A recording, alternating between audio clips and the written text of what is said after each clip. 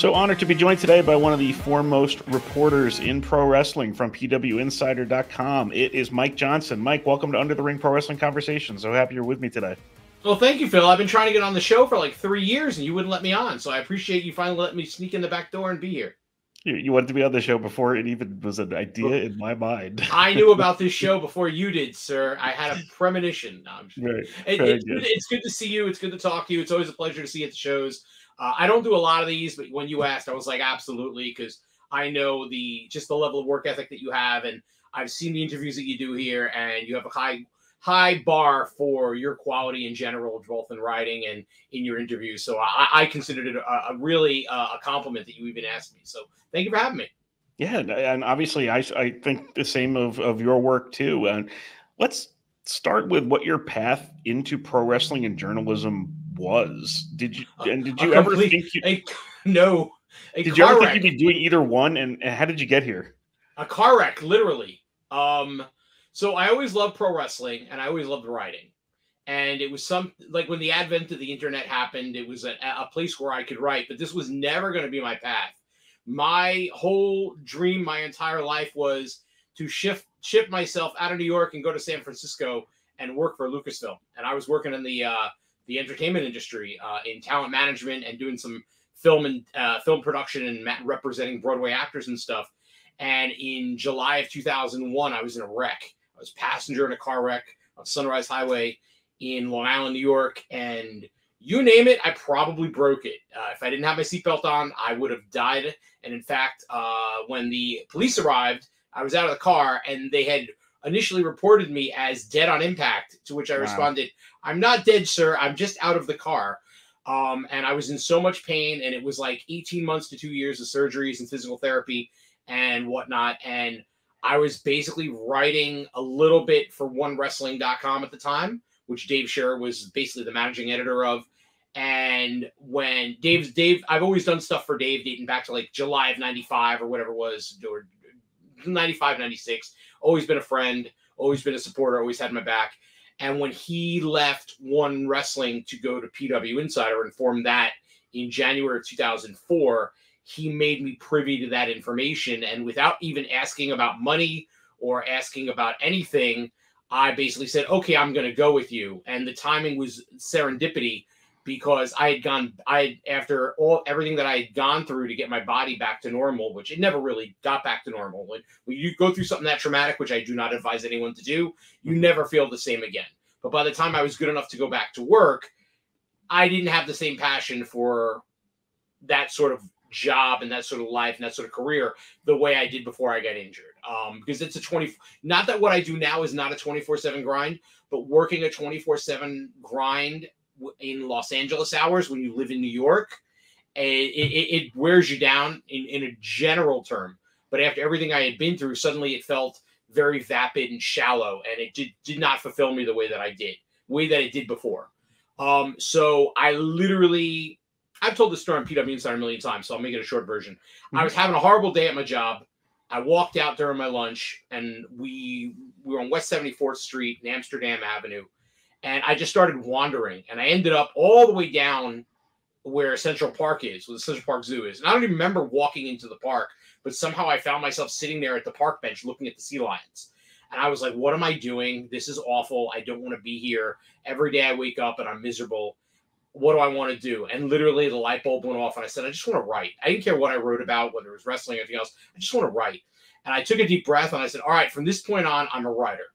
And I walked all the way back, left the keys with the doorman, and just went home. Said nothing, no notice, nothing. And they're like, where are you? And I was like, I'm done.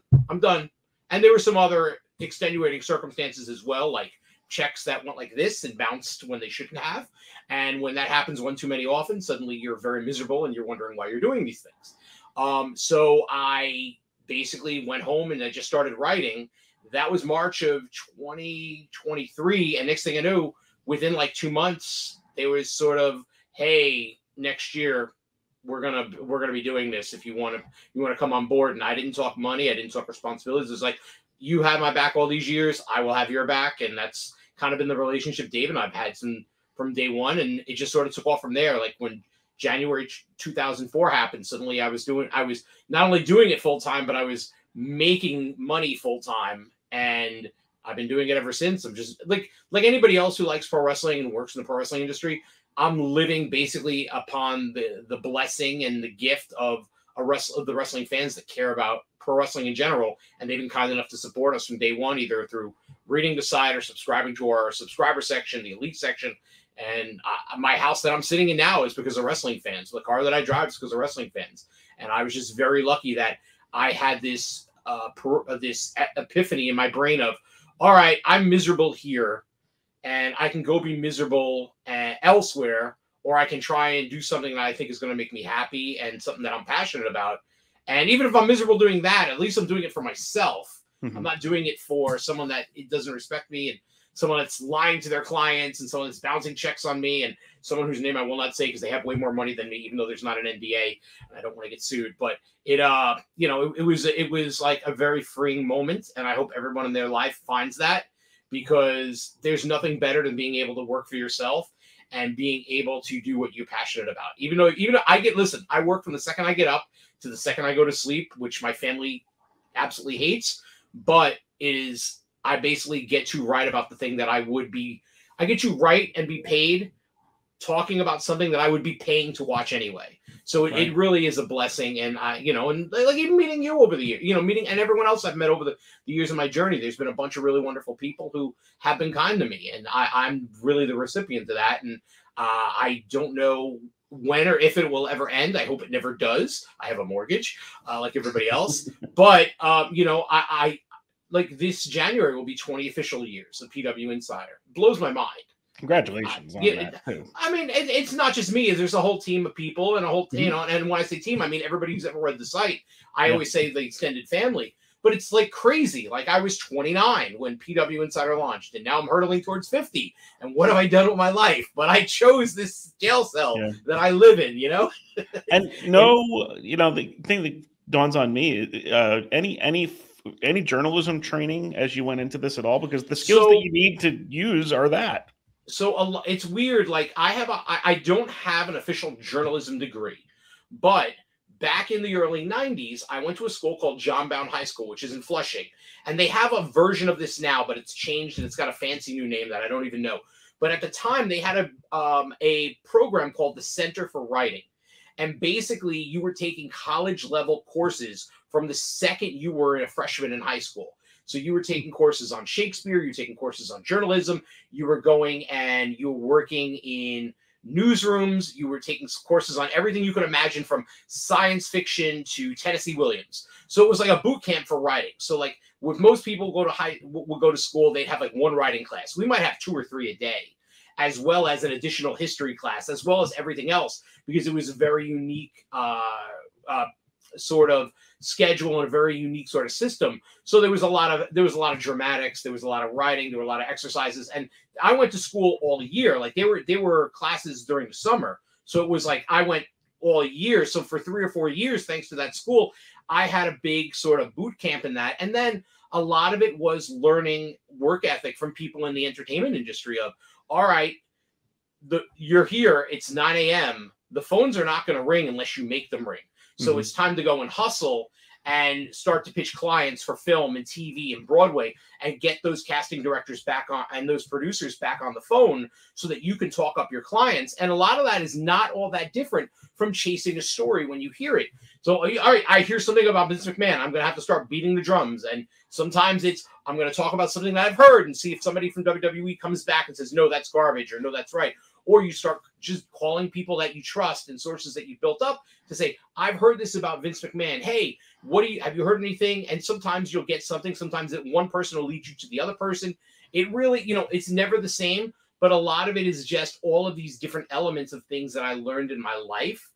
And I was lucky. I knew I had a knack for writing literally when I was in 3rd or 4th grade. Like, you remember those old scholastic essays they used to have to give us? And it was like, you have to write 500 words or whatever it was. I realized very early on in life that the more descriptive I was, I could get through that quicker and be done with it and just go read my DC comic books. So I was very, very happy to rip through something and be like, and the UFO was vibrant and shaking. And it worked for me. Yeah. And I was very lucky. And, and a lot of it too is I was from my parents, my grandmother, all these people around me always pushed reading on me. So my vocabulary was insane even when I was a kid, because I was reading all these science fiction novels and fantasy books and comic books and history books.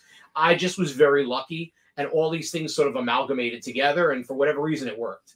What wrestling stuff were you reading before you became before you started writing for like, I guess, One Wrestling? And nothing. No, the gateway drug for me for wrestling was the old John Arezzi radio show on WEBAM, 1050 AM. So there were a couple of radio shows in New York. Jody McDonald, who used to be on WFAN. Right. And he would do like a segment every Saturday at like 3 or 4 o'clock in the morning. So if I was smart enough to set my alarm or I remembered, I'd listen to that. But I don't even know how it happened, but an issue of John Arezzi's newsletter just showed up at my house one day.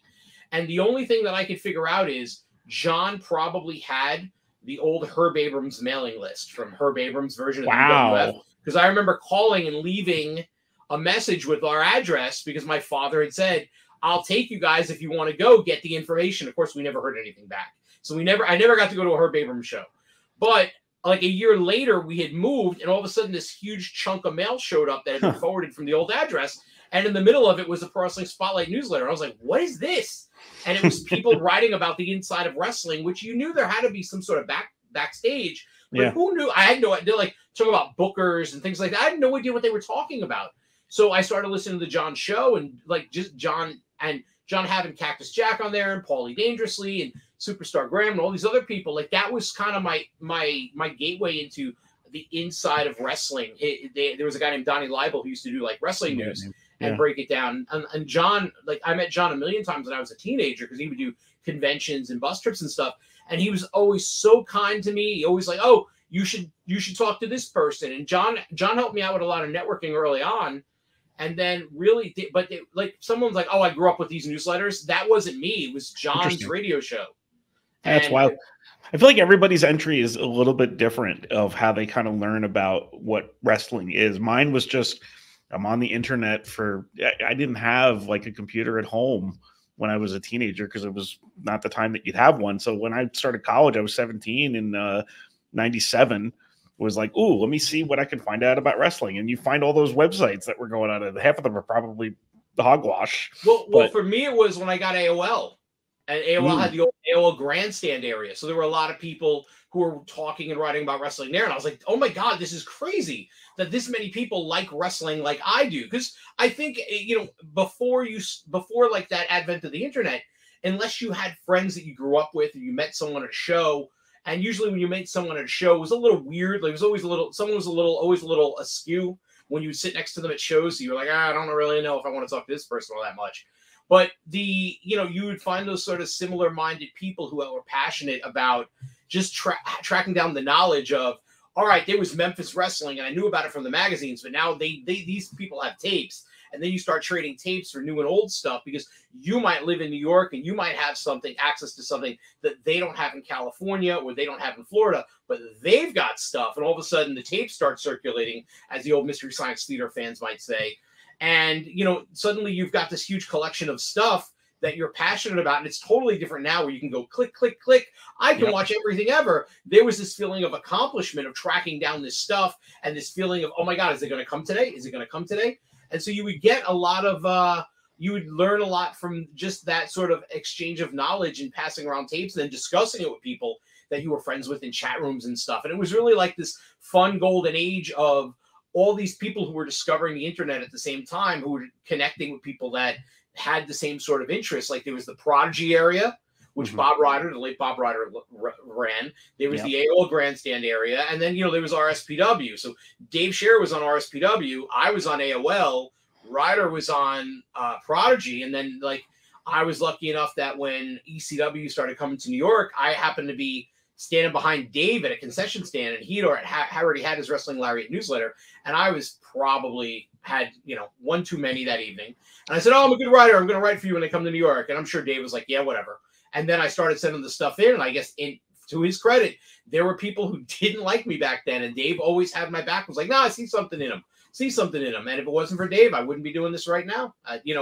It's like all these little pieces, you know. It's like going to the first Manhattan Center Monday Night Raw, which I only went to because it was not far from where I was going to college at the time. I end up meeting some of my best friends on the line that night, people that, you know, are still in my life today. It's like all these little things. It really is like, you know, one little droplet of water falls into the river, and the, you know, the ripple effect cascades out, and you don't realize it until far, far later how, like, if you hadn't been in that place at that moment, at that time, on that date, your entire life would be different. All your friendships would be different. Yeah. Your journey would be different. So it really is, like, for me, a lot of luck and a lot of timing. And so when I saw you at MLW last year, I think it was, I had the chance for the first time to meet Vladimir the Superfan, which was a real thrill for me. Tell me about him, and how you guys met, what makes him awesome, and, you know, just does anybody love pro wrestling more than this guy? No. Vince McMahon doesn't love pro wrestling more than Vladimir. So I met Vlad at the early Monday Night Raws. He and Ringside Charlie, who was his longtime cohort, is the dude with the ponytail who had the YouTube video WWE produced about being at every WrestleMania, which is 100% legitimate. Yep. I get emails about that all the time. Oh, it's not true. It was. I've seen the ticket stubs, and you can find him in the footage of every WrestleMania if you look. And I've been with him from every WrestleMania from 17 on. So I can tell you from 2001 on, he was at every single one because I traveled with them. So Vlad is a very interesting guy. So he grew up in Haiti. His mother had emigrated here and then brought their family here. And so he grew up basically in New York. He was originally from Haiti, and just one day fell in love with pro wrestling, and he wanted to be a wrestler. And if you ever see younger pictures of Vlad, he's a big jacked up dude, very athletic. Like, people thought he was a wrestler. Yeah, people thought he was like Vin. The first time I saw him was on the MSG show when he picked Roddy Piper as the Hulk Hogan mystery partner. And I figured he had to be somebody who knew somebody based on how he looked. So here's the funny story. And this is like one of those things, like, you never can predict what's going to happen in life. So my younger brother and I would watch those MSG shows religiously once we got cable. And we would be like, who are these people in the front row? And my brother was convinced that Charlie was Sid Fernandez, because Sid Fernandez of the New York Mets. My brother's a huge New York Mets fan. He's been suffering since '86 after they won the World Series. I'm sorry. So they had sort of similar hair. And in the program for the New York Mets that year, they had a thing like, what was your favorite thing about living in New York or playing in New York? And Sid Fernandez said, going to Madison Square Garden for WWF. So my brother was convinced this has to be him. Fast forward all these years later, they become my best friends. So I literally watched my best friends in the world while I was growing up at watching them watch wrestling. It's the weirdest thing.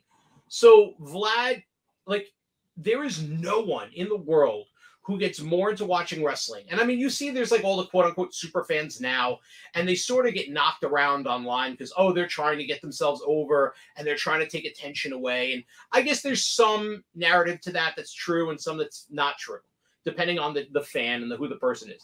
But with Vlad, it was always about, he wanted to cheer on his heroes and give grief to who he didn't like. So if he loved Roddy Piper, and if Roddy Piper was in the ring against Hogan, Hulk Hogan was going to have a bad day.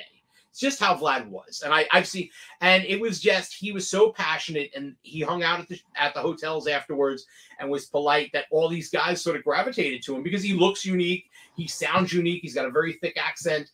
And, you know, he just was treated like one of the guys. And to me, like, it's weird. Like, when we travel to shows, he's the Pied Piper. Like, everybody comes, they want a photo with him. And it's the funniest thing. And he is so taken aback by it and humbled by it, but he's like, okay, sure, let's do it. And I can tell you, like, that WWE honor that they gave him at WrestleMania in Tampa, and then MLW gave him something similar a while after, like, though, to him, those are like Academy Awards, because he just loves wrestling. And the idea that wrestling loved him back in some way, shape, or form, to him, especially now, for those who don't know, he's dealing with Parkinson's disease, which has been brutal on him, and he's not retired. So basically what he does is he just tries to work on his health and watches wrestling all day, which, you know, if you're Vladimir, there's a lot of positives to that, but it's getting harder and harder for him to get around. But yeah, like, you know, he's just got this beautiful love story for wrestling. And to this day, if you're at a show and he's there, there's no one. It's like he turns in, like we always say, he's gone to Peter Pan. Like, that's what we kind of say. It's like he's a kid. and he's just in love with being there. Nothing makes him happier than watching it and clapping for the near falls and seeing what's going to happen. And like we took him to the Superfan, the brand new Japanese women's promotion. Nice. He didn't know who was going to be on the show. We just said, "Oh, Vlad, we're going to go wrestling." He sat in the front row and he was blown away by everything. He had the best time. And, you know, there's just something pure and passionate about him, where in a world where everybody has the Twitter fingers and they want to complain about everything, or, you know, I'm a big Star Wars guy. And the second I watch the new Star Wars TV shows, I like to go on Twitter to see what people say just for a couple of minutes. And then I go, oh, all they do is complain, and I get off. Like, nothing's ever good enough for everybody, for anybody at this point. It feels like if you're in the online community, for a lot of those fans on social media. With Vladimir, he's just happy to be there. And he's just like, man, that was such a good show. Even if it wasn't the best show, to him, getting the chance to watch everybody go out there and perform and compete the way that they do, it blows his mind away every time. And he's so thankful to go, especially as his health is unfortunately failing him. Yeah, I really want to see, for those who don't know, the WWE actually produced a documentary that they did a trailer of, but I've it seen never. it. You've seen the whole documentary too? The document. All right, so the documentary played. It hasn't come out. Is the key to this? No, the Superfan, the story of Vladimir. The documentary played for 1 week at a film festival in California. So I saw it. And I have said, and I've been beating the drums and writing about this forever. For whatever reason, they shelved it, and it wasn't anything to do with the content of the film. Just they had signed their deal with A&E, and they just changed what they were doing with original programming. Right. So like their Lex Luger documentary ended up reformatted and went up on the WWE Legends biography series. So maybe Vladimir will end up there one day, because certainly he's a WWE legend. Yeah. But I've been beating the drums, and I've told everybody in this company you could imagine, and I want to make it clear that there were people in that company that went out of their way in a major big way to make sure at least Vladimir got to see the documentary. So Vlad's seen it, which was my number one priority. I have argued with them. Listen, he has Parkinson's. Yeah. I would personally like this to come. And I'm not in this thing. I have no skin in the game. It doesn't matter to me, except that it's about my friend. Right. And I want my friend to be happy. I want to see it released while he's still physically capable to go and enjoy it, or do whatever they'd like him to do to promote it, or just to be in a theater with a bunch of people to watch it. Because it really is like an hour and 20 minutes of a love letter about pro wrestling's number one fan, which is what he is, and his love of pro wrestling. And because it's so pure, the people in the wrestling world love him back. And what happens when that's taken away, when COVID comes? Right. And then, and I'm not going to give, like, I know we do spoilers on PWInsider. I'm not going to spoil them. I'm not going to spoil my friend's life. But there was a lot of tragic things that happened to him on a personal level after COVID. That has nothing to do with COVID for him personally, but, you know, the ripple effect of it. Yeah. And how his love of WWE sort of gets him back on the right track. And to me, I have argued to a lot of people that are executives in that company, especially with Endeavor buying WWE, just put it out on YouTube. Yep. You don't have to do a big major marketing campaign.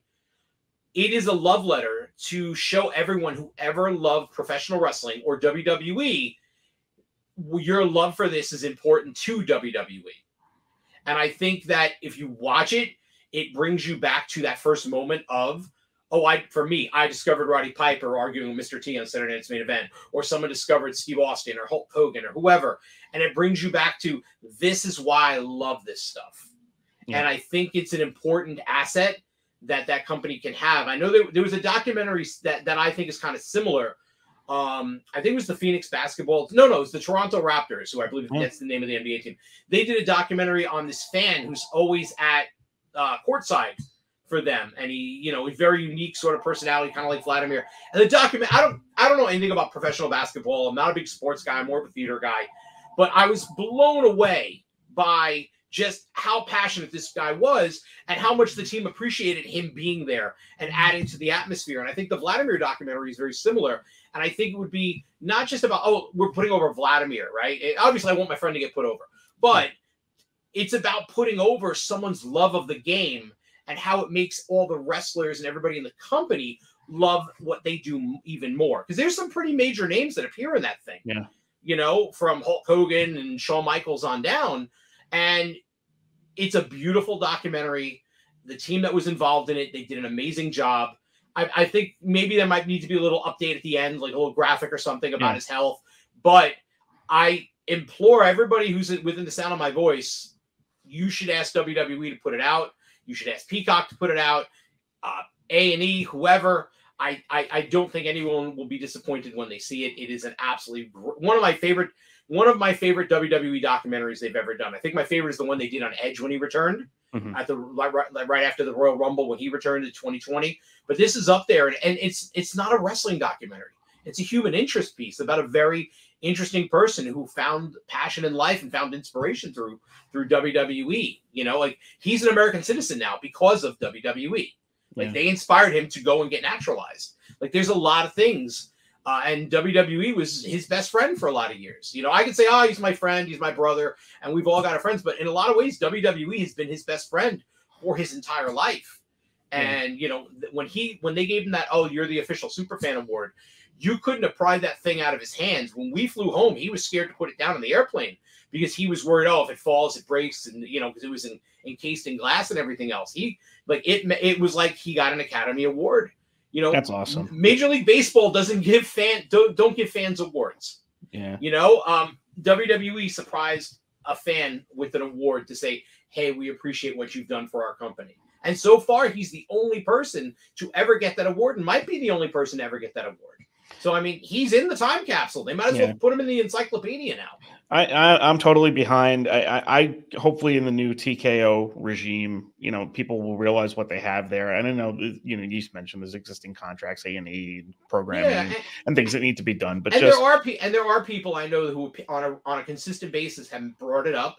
Good. And there's no evil here. Like there's no no one's twisting their mustache in the background. Ha ha ha! We screwed Vladimir. There's even though the big guy does have a pretty good mustache now. Well, I'm not getting near that. But the let's leave Gomez Adams out of this. But I don't think it's anybody's purposely gone out of their way not to release it. It's just there's been shifting in their landscape, and I think it's something that's been unfortunately lost in the cracks. That's why I've been so vocal about it, and I've spoken to people in the company about it because I just want it out. I think people will love it, and it's about someone I care about on a very deep basis. Like he's not even my friend; he's like my brother at this point.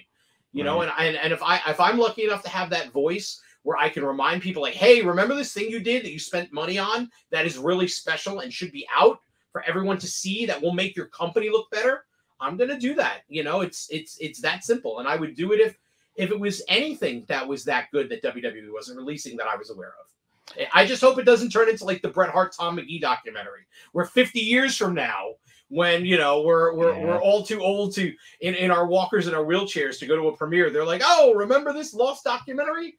I don't want that to happen to it. It's too special. They need to move it. I want to talk to you a little bit about your you've had some unique opportunities to interview certain people, but there were a couple that I wanted to talk about specifically. First, you recently had the opportunity to interview Nails as part of the relaunched High Spots TV.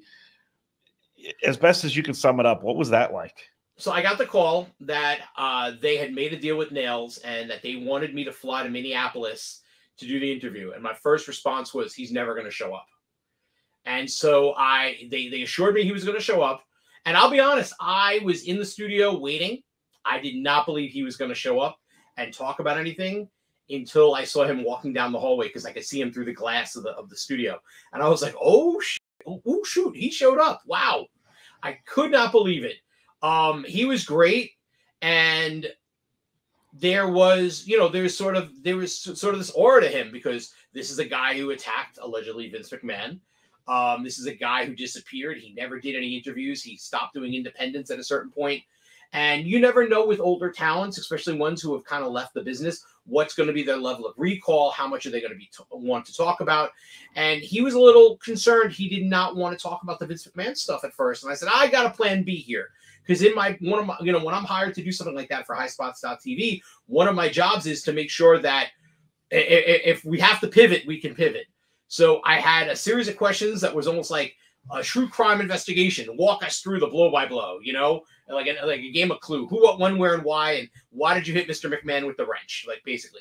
And once it was clear he was not comfortable doing that, It was like, okay, well, this is what we're going to do. Here's all the things that people have said on record that you allegedly said and did that day. Bret Hart, Jimmy Hart, the late Charlie Norris. We're going to go through these, and you're going to tell us what the truth and what's true and what's false. And through that, you can kind of piece together what happened with him when he makes references to a certain Vince McMahon and calls him, the accused and things like that, and basically puts his version together and basically admits he was upset about money, he was upset about promises broken, and he'll never admit that he purposely did this, but you kind of get the impression he knew what he was getting into that day when he walked into that room.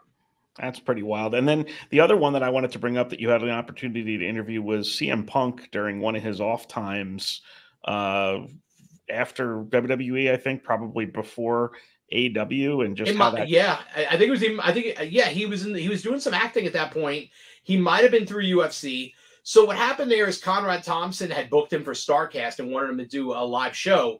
And he basically said, well, if you're going to do that, get Mike Johnson, which was a huge compliment. I knew him way back to his IWA Mid-South and Ring of Honor days. So I went to Chicago and did it, and we're backstage. And I'm like, all right, hey, thanks for asking me to do this. Is there anything you don't want to talk about? What do you want to talk about? And he looks at me and he shrugs. He goes, I don't know. We'll figure it out. And so the funny part is, like, I had sort of bullet points of potential topics. And if you watch that pay-per-view, when I walk out, I've got like a piece of paper in my hand. I put it down on a table that they had in between the seats. He walks out, he puts his hat on top of the paper. I can't see anything. So that pay-per-view, however long it ran, is like 90 minutes, 2 hours of complete improv. Nothing. The only thing I had in my brain was, we'll start him out talking about acting, because that's what he's doing now, and get him a little comfortable and conversational. And that way we're not just like, so you walked out of WWE. How much do you hate Vince McMahon? Because once you start there, and if he's not downhill fast. Yeah, exactly. And he's the type of person where if you've moved him into the red zone, it might be hard to pull him back out and put him in the black again. So I wanted to make sure that, not to use a quote from the Avengers, I want to make sure there wasn't any red on our ledger, as Black Widow would say in the Avengers films. And make sure that it was copacetic for him, but also we had a live audience of a couple hundred people, maybe 1,000 people in that room. I needed them to be entertained as much as I needed it to be an interview. So usually, when I do an interview, it's like, like we're talking now, we're just having a conversation. That was the first time, especially in a live setting on a broadcast, where I had an audience that I had to think about and listen to them and hope that if I hear them reacting to something, all right, let's follow up. Like he was telling a story about The Rock, and he made a comment about I was a D word to The Rock, and I heard people kind of react to it and chuckle, and I was like, well, why were you a D to The Rock? And all of a sudden the room goes, ooh, and I'm like, he said it, not me. We got to follow up. But I thought it was a good conversation. I was very, very happy with it. I know there were people at the time who were like, well, why aren't you asking him about the active litigation? And I'm like, gee, let's think about this. He's going to be on stage for 2 hours. And do I want to put him in a position where he might say something actionable and we all end up getting subpoenaed? Or do I want to have a good conversation that people will enjoy and listen to? And I was very proud to do it. Same way I was proud to do Nails. I interviewed Ric Flair in the last week twice as a weird turn of events. Once on the phone for one project and once live at New York Comic Con. It's like anytime you have the chance to kind of pick into the brains and hopefully not just talk about like, let's do the checklist of, oh, you were here. I don't like interviews like that. I don't want to hear why you did 4 drop kicks instead of 3. I think that's a waste of our time. But if you want to talk about what you were going through as a life experience, like I talked with Rick about this, you wrestled Terry Funk. He was one of the few people who could kind of push you out of your comfort zone. What is that like for you when you are Ric Flair and you know what ticks for Ric Flair? And here's Terry Funk and all his madcap madness pushing you, but you have a deep respect for him, and it's always interesting. And sometimes, to me, the life stories of these personalities and these people are more interesting than the storylines of what they're doing in the ring. Like Bruno Sammartino, who I had the blessing to interview a couple of times. His life story coming from Italy and living through World War II and hiding in a mountain from the Nazis, and then not getting on the boat with the rest of his family because he had rheumatoid fever, rheumatic fever, which eventually is what got him very sick in the end of his life. It came back. So he had to come later, and being sort of like this 100-pound weakling and going to the gym and the YMCA to build himself up because he was weak. And then he ends up becoming like this big Italian strongman. Like, that life story is amazing. To me, that's as interesting or more interesting than what happened the night you wrestled Gorilla Monsoon in the Boston Garden. As interesting as that might be.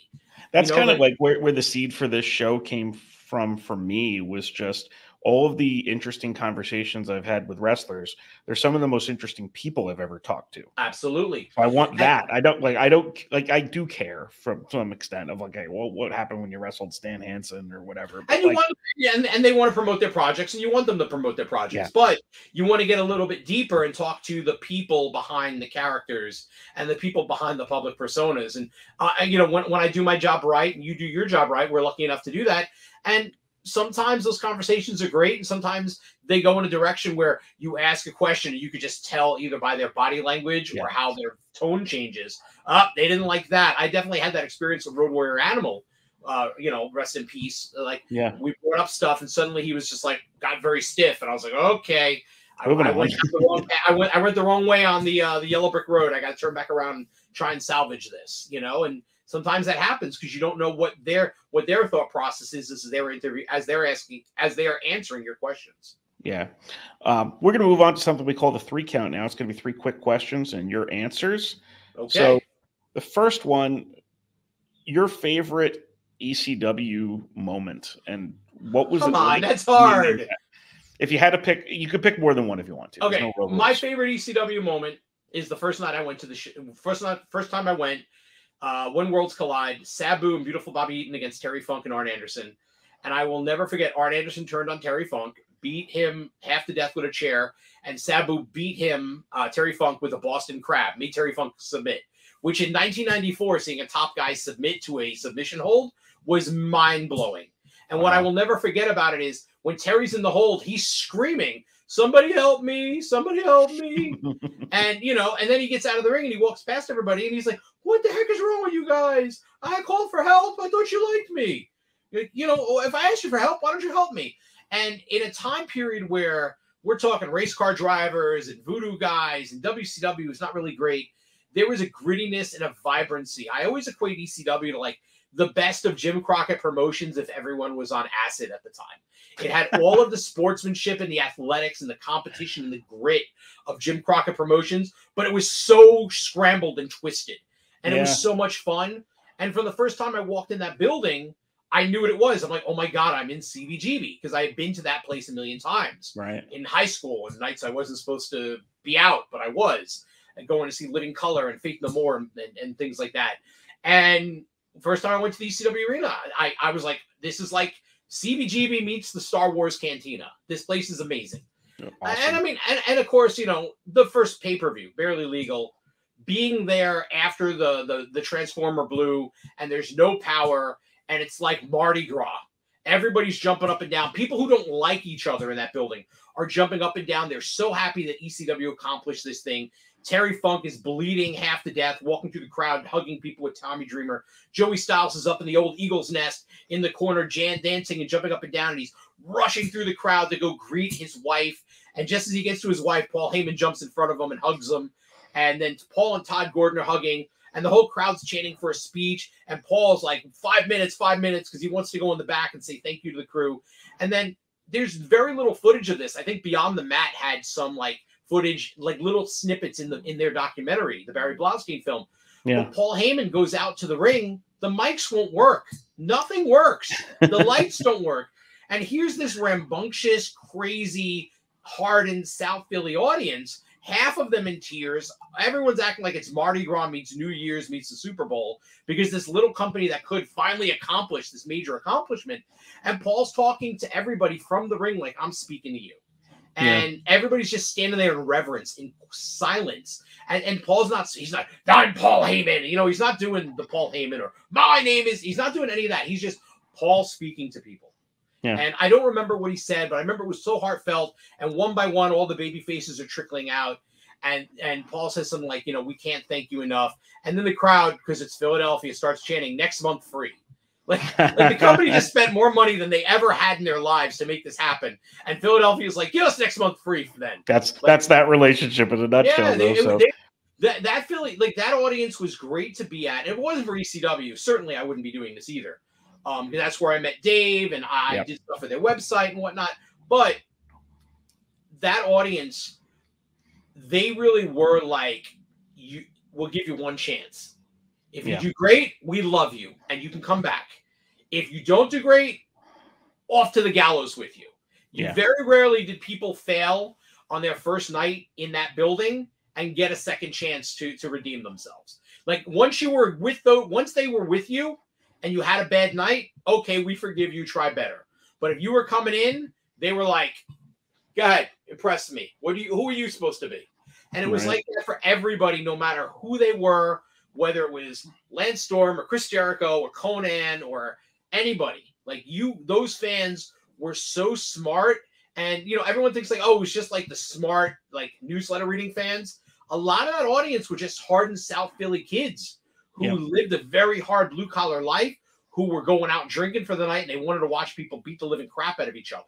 And it was like, you either entertain me or I have no purpose for you. And it was a very unique place. And it was a scary place. Like the first time you go there, you'd see there were crack vials and needles all over the place. And it's that area around South Philly is very built up now. There's a Chuck E. Cheese and an IHOP and a Target and all these other things. Back then, it was a bunch of burnt out warehouses, and the ECW arena was on a corner that didn't officially exist. They basically paved the road themselves locally.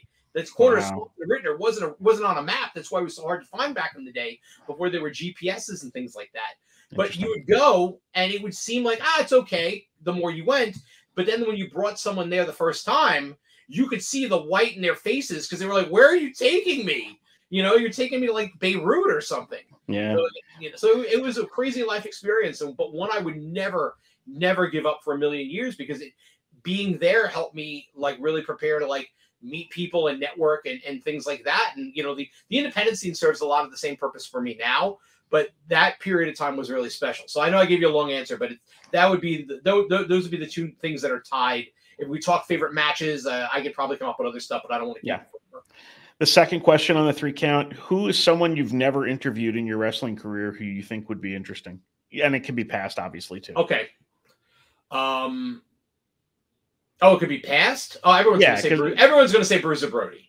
But if I could sit down with Terry Bollea, not Hulk Hogan, and really get him to talk about his career in an honest way, and not I slammed the big stinky giant and ripped my back out, and then I flew to Japan and flew back and I wrestled 3 times in 18 hours. I don't want the fairy tales. We've seen the fairy tales. But if we could get Terry Bollea to sit down and just talk about what it was like to be the guy in 83 in the AWA, Rocky, 84, jumping to Vince, being the guy facing Dr. D, Don Morocco, Roddy Piper, and all those people, and really what it was like being the guy that the entire machine of that company was built around. Because think about this, we talk about, Roman Reigns is the one. If Hulk Hogan broke his leg in 1985 or 86 and was out for a year, the entire trajectory of professional wrestling changes forever. Totally. There's not a second guy. Like I could say, it should be Roddy Piper because I love Piper.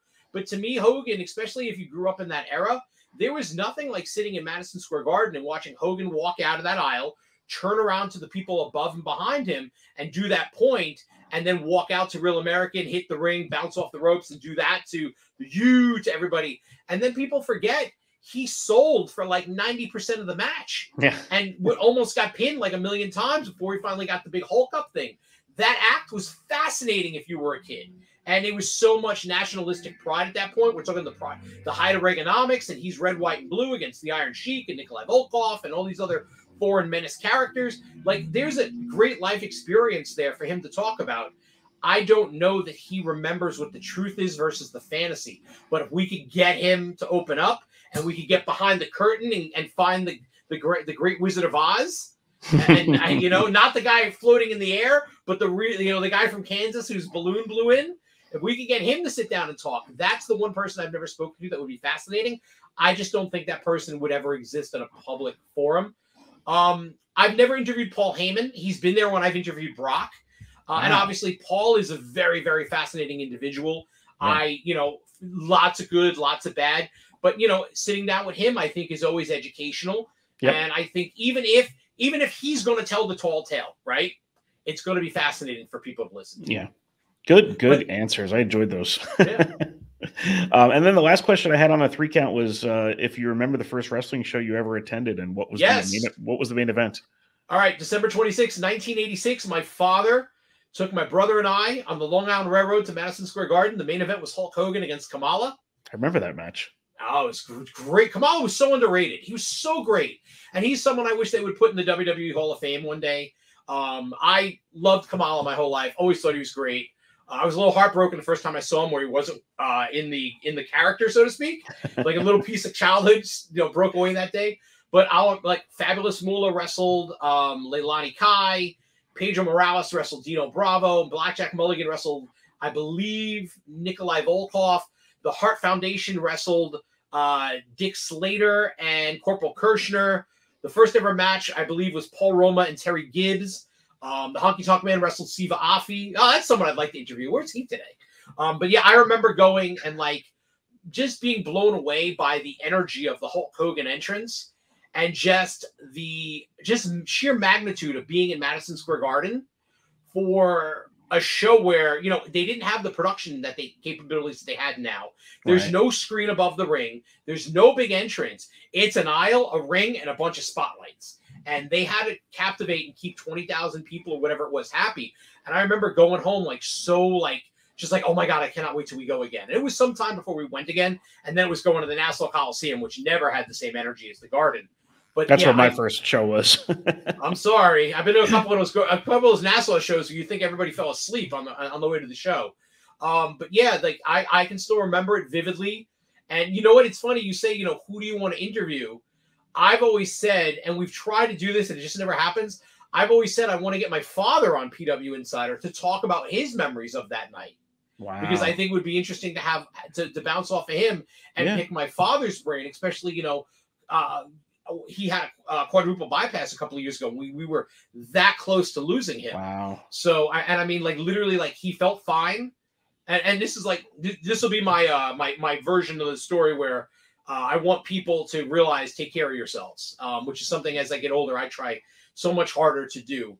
So my mom was a nurse. She was retired and she had been ill with COPD. And my dad had stents in the heart or whatever. And my mom kept saying to him, you don't look right. You don't look right. Something's wrong. And she just badgered him until he finally agreed and went and we got an angiogram. And I would take him and he goes in for the procedure. And he's like, I'm fine. My dad's a very gruff, proud man. I'm fine. They come back out and they go, your father's not going anywhere. He's having a quadruple bypass in 2 days. Wow. We're admitting him. So my dad's still like, I'm fine. I'm fine. That night, he's in the hospital room. They've got him hooked up to all the machinery. His heart stops. If he was anywhere else in the world other than that, we would have lost my dad that day. Instead, the next day, he got a quadruple bypass. And he's good and he's healthy. And very good. Unfortunately, 3 months later, we lost my mom out of nowhere. And you never know when those losses are going to come. You never know when life is going to flip you upside down. Just like the night I was in the car wreck. I was a passenger. We never saw the car come and it hit us head on. Never saw it. Like the person driving never saw it. I never saw it. I was knocked out. You never know when these things are going to happen and when life's going to hit you. All you can try and do is prepare for the worst. And the best way you can prepare for the worst is try and stay as healthy as you can and make sure that all the people you care about, you tell that you care about them. Because it's sad to say this, you never know when it's going to be. You'll never know the last time you have a conversation with someone that means something to you of great importance. So you got to just always kind of, when you're trapped in the grind, as I say, you're like, oh, I got to do this, I got to do this, I got to do this, I got to do this. It's important to take the intermission in the middle of the show of the day and take accounting of who have I not spoken to. And let me check on people that I care about, because you never know when something's going to go wrong, even for yourself. You take care of yourself. And it's been harder for me, as I get older, because you have more responsibilities, more priorities, and you put everybody else in front of yourself as you get older. Put your kids in front of yourself and everything else. But, you got to do what you have to do for the people you care about and for yourself to make sure you are there for the people you care about. And so, you know, that's that. If we got a moral to the story of this interview, that's the one I want to tell everybody. Like, at some point, you never know when something bad's going to happen, and it always sucks and it's always tragic. But try and prepare yourself, knowing that you have to be ready for it, and you should make sure that everybody you care about, you with your friends, your family, even your siblings. My siblings drive me crazy, but I love them. Make sure they all know how important they are to you and how much you love them, because I almost lost my dad that day. And had he been anywhere else in the world, in a hotel room, in his own bedroom, anywhere, I would have lost him. And then we did lose my mom. And when we knew, listen, no one wins the battle against COPD. It's like, you know, Leonard Nimoy couldn't beat COPD. And, you know, everybody loved that man. And he had more money than any of us could ever hope to have. And he couldn't stop it. So if he can't, nobody can if you're diagnosed with it. But we didn't know we were going to lose her when we did. And it was awful and tragic. And, you know, it was a hard couple of years after losing her. Really, really sincerely hard. And it's still hard some days. Some days the hardest part of my job some days is waking up and not being in a good mood because I'm just sad about something and getting out of bed to work. But I have no choice because there are people who depend on me, readers and people that care about me, and I have to get up whether I want to or not. Yeah. But, you know, I want everybody to know, like, you're not alone going through the hard stuff, but tell everybody you care about how much you love them, because that's more important than anything wrestling related we'll talk about today or anything that we love that we talked about today. Well, Mike Johnson, thank you so much for joining me today on Under the Ring Pro Wrestling Conversations. I feel like we could do this whenever we want, and there'd be never a lack of anything to talk about. But I'm really grateful that you came on and did this today, and all the best to you, and congratulations on all you've accomplished and all that you will continue to. I appreciate that. I don't feel like I've accomplished anything. I just feel like I've been lucky. Like I always, it's like I'm so hard on myself. I don't look at what I've done. I look at what I wanted to do that I haven't done yet. That stuff drives me nuts. That's part of the reason why my sleep patterns are such garbage on a daily basis. But I want to say this: you have always been such a good force around wrestling. You've always been such a classy individual. Anytime I've seen you, and I won't talk about it, but there was one time when we sat together, and then you wrote me right away and was like, "I need you to know something." Yeah. And because I want you to be okay. And I thought that was so classy of you. And it spoke so highly of you and who you are as a person, not even as a writer or as a wrestling person, but as a person. And I immediately filed in my brain, all right, if I can ever do anything for him, it's done. Because that's a classy individual in a world where class seems to have dissipated in so many corners of our world. You know, there's no polite discourse anymore. And you're a good guy. And I don't do a lot of these. I really don't, just because I don't have time. Yeah. Because I look at it like if I'm doing somebody else's, I can be doing something for myself. But when you asked, I was like immediately, yes. Because Phil, you're a good dude, and I think you're a great person, and I appreciate what you do. And when you write something, I certainly always go out of my way to read it. So, and I can't say that about a lot of people, but congratulations to you and everything you've done. All right. Thank you so much. Apparently. All right. Thanks so much, Mike. No, thank you. I appreciate it.